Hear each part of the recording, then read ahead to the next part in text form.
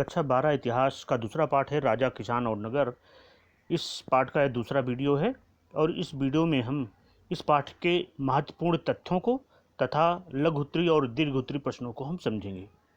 तो चलिए शुरू करते हैं। पहला है कि जेम्स प्रिंसेप जो 1830 के दशक में जिन्होंने कि ब्राह्मी और खोष्ठी काठ निकाला और सबसे पहले अशोक के अभिलेखों को उन्होंने ही पढ़ा। 1830 का दशक का मतलब हो गया कि 1837 ईस्वी में 1837 ईस्वी में पढ़ा था उन्होंने, 1837 ईस्वी में, और तभी जो है अशोक के अभिलेख पढ़े जा सके। छठी शताब्दी ईसा पूर्व में, चूंकि उस समय लोहे का प्रयोग, दूसरा ऑप्शन देखिए इसमें, चूंकि उस समय जो है लोहे का प्रयोग बढ़ गया और साथ साथ सिक्कों का प्रयोग भी प्रचलन शुरू हो गया। यही कारण है कि उस समय के जो महाजनपद आज छठी शताब्दी ईसा पूर्व में सामने आए, वो सब उनमें जैसे मगध जो है बहुत शक्तिशाली राज्य बना, उसका कारण यही था कि लोहे का प्रयोग जो है वहाँ पर अधिक से अधिक प्रयोग हुआ। लोहे के द्वारा जो है हथियार बनाए जाने लगे और हथियार चूँकि उस समय युद्ध होते थे, युद्ध के द्वारा ही लोग अपनी सीमा का विस्तार करते थे, तो इस कारण से मगध जो है एक शक्तिशाली राज्य बना था। तो उस समय का एक महत्वपूर्ण बात थी ये कि लोहे का प्रयोग और साथ साथ सिक्कों का प्रचलन शुरू होगा, जिससे कि जो है व्यापार में आसानी हुई। इसी काल में 16 महाजनपद, तीसरा ऑप्शन देखिए, इसी समय जो है 16 महाजनपद का उदय हुआ, जिसमें मगध, कौशल, कुरु, पांचाल, गंधार, वज्जी, अवंती आदि प्रमुख थे। बाकी और भी थे, काशी, कौशल, अंग, मगध, वज्जी, मल्ल, वत्स, चेरी, ये सब आदि प्रमुख थे। बौद्ध ग्रंथ के अनुसार अशोक जो है मौर्य वंश का सर्वाधिक प्रसिद्ध शासक था और चंद्रगुप्त मौर्य ये मौर्य वंश का संस्थापक था।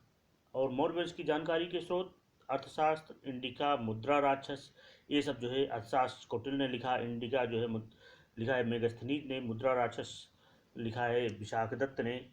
इन सबसे मौर्य साम्राज्य की जानकारी मिलती है। मौर्य साम्राज्य के 5 राजनीतिक केंद्र थे।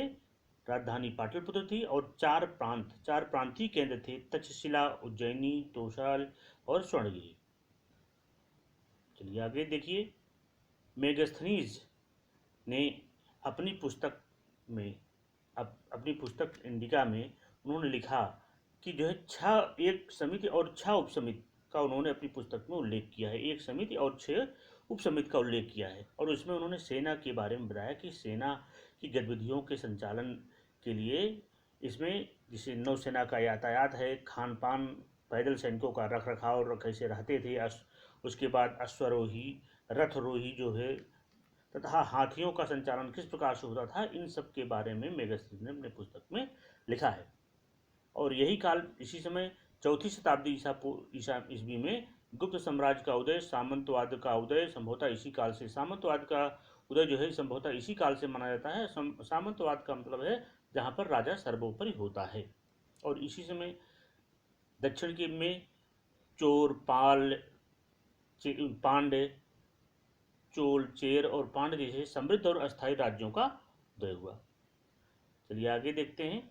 6ठी शताब्दी ईसा पूर्व में इसी समय चूँकि कृषि में क्रांतिकारी परिवर्तन हुआ, क्योंकि लोहे के फाल जो होते थे उनका प्रयोग शुरू हो गया तथा व्यापार के लिए सिक्कों का प्रचलन शुरू हो गया, जिससे कि व्यापार में आसानी हुई। इससे जो है लोग आसानी से खरीद फरोख्त करना प्रारंभ कर दिए, व्यापार भी समृद्धि की ओर बढ़ा। तथा साथ ही साथ द्वितीय शताब्दी के कई नगर जो है, जो छोटे दानात्मक अभिलेख हैं, उनसे बहुत सारे व्यवसायों के और व्यवसायकारों की जानकारी प्राप्त हुई। द्वितीय शताब्दी में जैसे धोबी, बुनकर, लिपिक, बढ़ई, कुम्हार, स्वर्णकार, लौहकार, धार्मिक गुरु, व्यापारी, इन सब की जानकारी, जो दानात्मक अभिलेख थे, जो लोग दान देते थे तो पट्टिका पर लिखवा करके, धातु पर लिखवा करके वो कहीं न कहीं उसको रख देते थे, लगा देते थे। इस कारण से जो है ये अभिलेख जब बाद में प्राप्त हुए, तो इन अभिलेखों के माध्यम से पता चला कि किस प्रकार के उस समय व्यवसाय अपनी समृद्धि की ओर था, किस प्रकार का व्यवसाय लोग किया करते थे। चलिए अगला देखिए कि उस समय जो श्रेणियां, उत्पादकों और व्यापारियों का जो संघ, जिनका उल्लेख मिलता है किताबों में, जो मौर्य साम्राज्य की जानकारी देने वाली जो पुस्तकें हैं, उनमें ये कहा जाता है कि जो व्यापारियों के संघ थे, एक कच्चा माल खरीदती थी और उसका सामान बना करके, यानी उसको नए रूप में दे करके फिर बाजार में उन वस्तुओं को, उस सामानों को एक नए रूप में ले आती थी, जिससे लोग उसको खरीदा करते थे। इस प्रकार से उस समय व्यापार किया जाता था, उस प्रकार से उत्पादन होता था। और 6ठी शताब्दी ईसा पूर्व से उपमहाद्वीप में नदी मार्ग और भूमार्गों का जाल कई दिशाओं में फैला हुआ था, यानी नदी के मार्ग के रास्ते से लोग व्यापार करते थे, जमीनी मार्ग यानी सड़क के रास्ते से लोग व्यापार करते थे, आते और जाते थे। और इस प्रकार से अरब सागर से उत्तर अफ्रीका, पश्चिम एशिया तक और बंगाल की खाड़ी से चीन और दक्षिण पूर्व एशिया तक लोग, चाहे वो नदी के मार्ग के रास्ते जाएं या जहाँ पर संभव था, जहाँ पर जमीनी रास्ता था तो वहाँ जमीन के रास्ते से आते जाते थे और व्यापार आदि करते थे। गुप्त काल का जो अंतिम समय है, 12वां नंबर देखिए, गुप्त काल के अंतिम समय में सिक्कों में कमी यह दिखाती है कि शायद आर्थिक गिरावट यानी आर्थिक रूप से जो समृद्धि थी उनमें कमी आ गई थी। यह दिखाता है जो लास्ट में यानी गुप्त काल के सिक्के जो हैं, अंतिम समय के सिक्के बहुत ही कम हमें प्राप्त हुए हैं। अभिलेखी साक्ष्य इतिहास के प्रमुख स्रोत हैं, जो अभिलेखी साक्ष्य होते हैं, और इन साक्ष्यों के माध्यम से हम बीते काल की भाषा, राजा का नाम, कब से कब तक जो है उन्होंने शासन किया, संदेश, कोई विशेष बातें, जैसे अशोक ने अपने अभिलेखों के माध्यम से संदेश दिया था अपने अधिकारियों के लिए, धर्म का प्रचार किया था, उसमें राजा का नाम, उनकी उपाधि का नाम, बहुत सारी जानकारी अभिलेखों के माध्यम से हमको प्राप्त होती है। लेकिन अभिलेखों में कुछ कमियां भी होती हैं, कुछ सीमाएं होती हैं।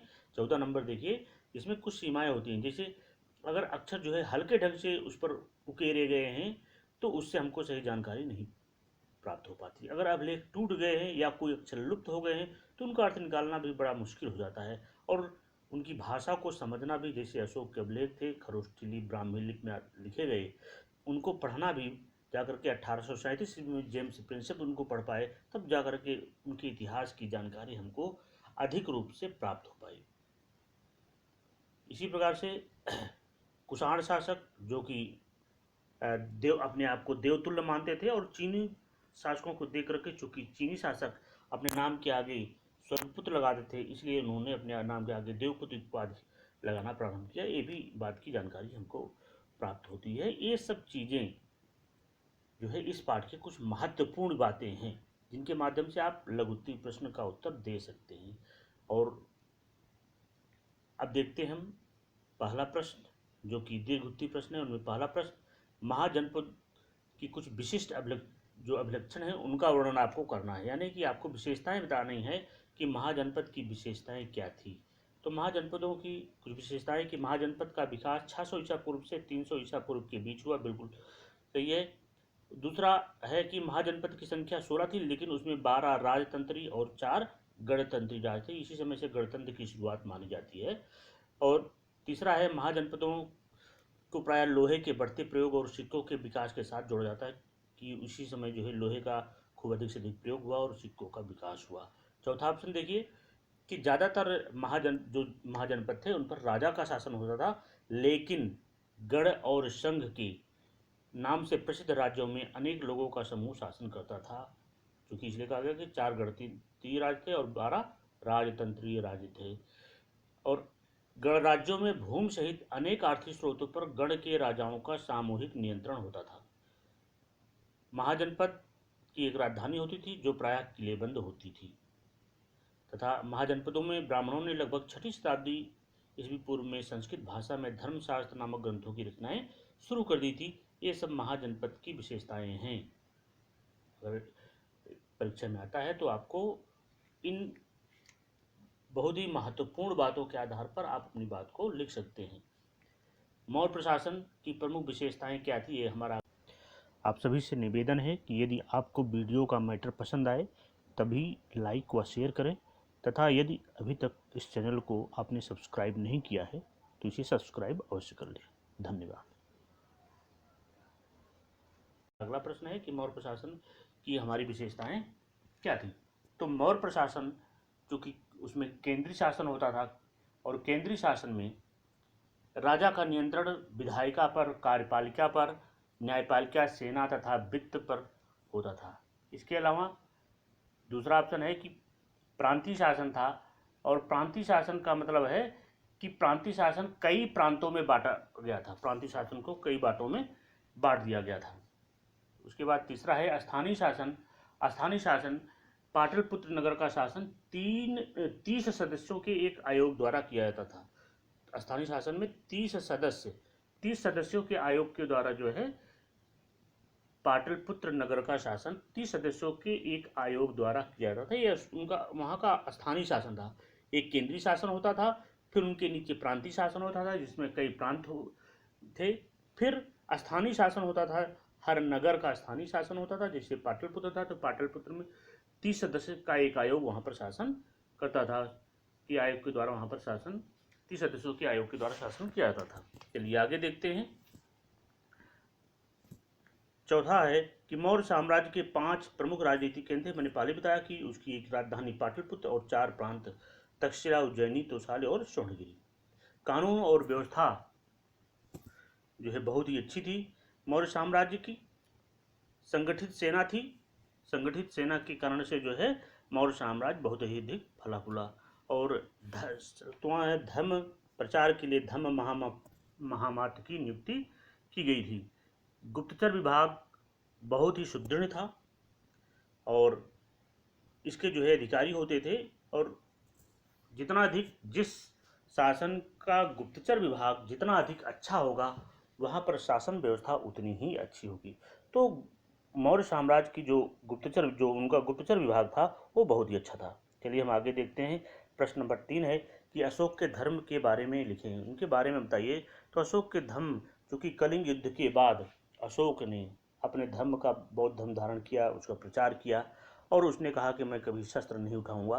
तो अशोक के धर्म में कहा गया कि वह बड़ों का आदर करना चाहिए, सन्यासियों और ब्राह्मणों के प्रति उदारता बरतनी चाहिए तथा सेवकों और दासों के प्रति उदार व्यवहार करना चाहिए, दूसरों के धर्म और परंपराओं का आदर करना चाहिए तथा इन्होंने धम्म महामात्र की नियुक्ति की अशोक ने, जिससे धम्म का प्रचार किया जा सके।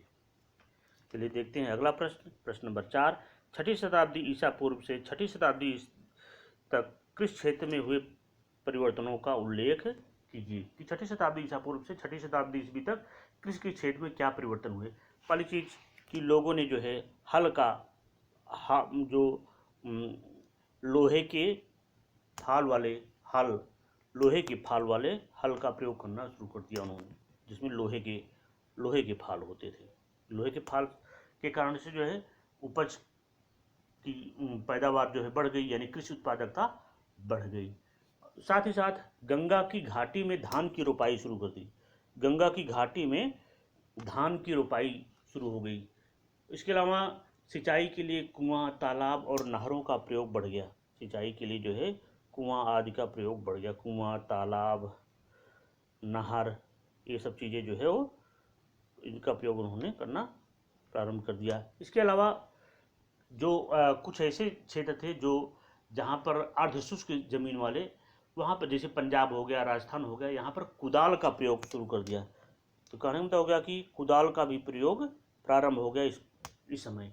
इस कारण से 6ठी शताब्दी ईसा पूर्व से 6ठी शताब्दी ईस्वी तक कृषि के क्षेत्र में बहुत ही अधिक परिवर्तन हुआ। बहुत ही कृषि जो है कृषि में पैदावार बढ़ी आगे तथा उपज बढ़ने से जो साधन है उसमें साधनों का विस्तार हुआ जिससे उपज बढ़ सके। और धीरे धीरे जो है जो जमींदार थे, जिनके अंदर गांव के लोग रहते थे, जिनके अंदर जो किसान रहते थे, जिनके ऊपर किसानों के ऊपर उनका नियंत्रण होता था, वो और अधिक शक्तिशाली होते। यानी जो बड़े जमींदार थे जिनका प्रभुत्व किसानों पर रहता था, वो और अधिक प्रभावशाली हो गए तथा इस शासक वर्ग ने भूमिदान के द्वारा कृषि के नए क्षेत्रों में प्रोत्साहित करने की नीति को अपनाया। इस शासक वर्ग ने भूमिदान शुरू किया, भूमि को दान देना। और भूमिदान इसलिए किया कि किसानों को जमीन को दान दिया जाए, जिससे जो है उपज में उत्पादन, जब उनको ज़मीन मिल जाएगी तो वे अपनी ज़मीन में अधिक से अधिक उत्पादन बढ़ाने के लिए अधिक से अधिक प्रयास करेंगे। और उन्होंने कृषि के नए क्षेत्र में लोगों को प्रोत्साहित करने के लिए जो है इस चीज़ को अपनाया कि उनको भूमिदान देना शुरू कर दिया, जिससे अधिक से अधिक उत्पादन हो सके। चलिए देखते हैं अगला प्रश्न। प्रश्न नंबर 5, अभिलेख शास्त्रियों की प्रमुख समस्याएं क्या थी। अभिलेख शास्त्रियों की प्रमुख समस्याएं क्या थी। तो अभिलेख शास्त्रियों की प्रमुख समस्याएं थी कि अभिलेखों को उनको पढ़ने में उनको बड़ी कठिनाई होती थी, क्योंकि उस समय जो है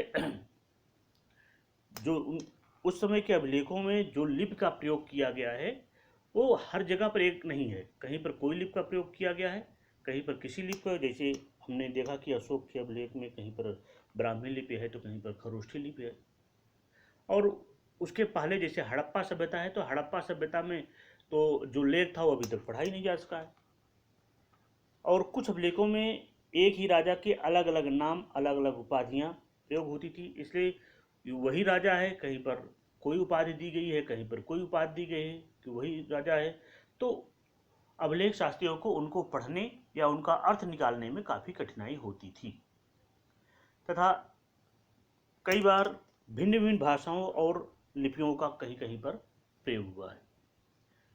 तो इससे जो है अभिलेख शास्त्रियों को उनको पढ़ने में बड़ी कठिनाई होती थी, क्योंकि एक ही वंश से संबंधित विभिन्न क्षेत्रों में जब कई बार जो है एक ही शासक या उसके वंश से संबंधित लोग जो है बहुत दूर दूर तक फैले हुए हैं, तो वहाँ पर अलग अलग भाषाओं में अलग अलग लिपियों में अभिलेख प्राप्त हुए, तो इससे भी सामंजस्य बैठाने में काफ़ी कठिनाई होती थी। अगला है अभिलेख शास्त्री कुछ अभिलेखों पर अंकित लिपि को पढ़ने में असमर्थ होते। मैंने पहले ही बताया कि जैसे हड़प्पा सभ्यता के अभिलेख हैं जिनको पढ़ने में वो अभी तक सफल नहीं हो पाए। अगला है पांचवा, प्राय अभिलेखों में प्रयुक्त वाक्यों से उनके अर्थ को समझने में कठिनाई का सामना करना। एक उदाहरण है कि जिससे इसका अर्थ निकालना थोड़ा सा कठिन है कि अशोक की कलिंग विजयोपरांत 13वें शिलालेख में लिखा गया कि 1.5 लाख पुरुषों को निष्कासित किया गया, 1 लाख मारे गए और इससे भी ज़्यादा लोगों की मृत्यु होगी। तो यह भाषा काफ़ी भ्रमात्मक है, भ्रम पैदा करने वाली है कि 1.5 लाख लोगों को निकाल दिया गया और 1 लाख लोग मारे गए और उससे ज़्यादा की मृत्यु हुई। तो 1 लाख मारे गए और इससे भी ज़्यादा की मृत्यु हुई, यह भाषा काफ़ी भ्रम पैदा करने वाली